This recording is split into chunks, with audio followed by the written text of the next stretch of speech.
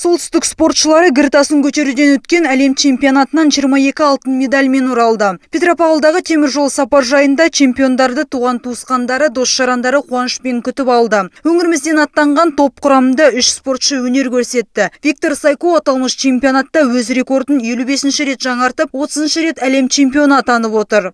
Мы с Казахстана было только 4 человека, 3 из Петрограда. Бұл жарысқа Қазақстаннан 4 спортшы қатысты, оның 3-і Петропавлдан. Біздің құрама чемпионатта жақсы нәтиже көрсеттік. 3-іміз 22 алтын медальді қанжығаладық. Марина Овчинникованың жасы небәрі 16-да. Бұл спорт түрімен айналысып жүргеніне 1 жыл. Марина жарты сағатта 8 килограммдық гіртасын 492 рет көтерген.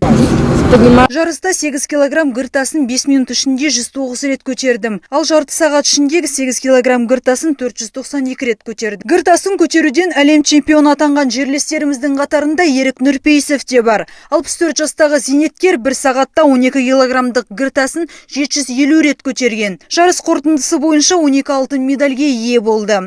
60-64 жас аралығындағы категорияда өнер көрсеттім. 80 килограммға дейін. 12 килограммды кірді. 1 сағаттың ішінде 750 рет көтердім. Бұл әлем рекорды 1-ші орын.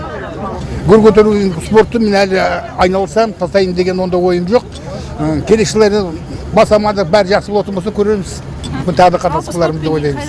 Жарыс наурыз айының 11 мен 14 аралығында Ресей елінің Архангельск қаласында өтті. Жарысқа әлемнің 15 елінен келген 150 спортшы қатысты.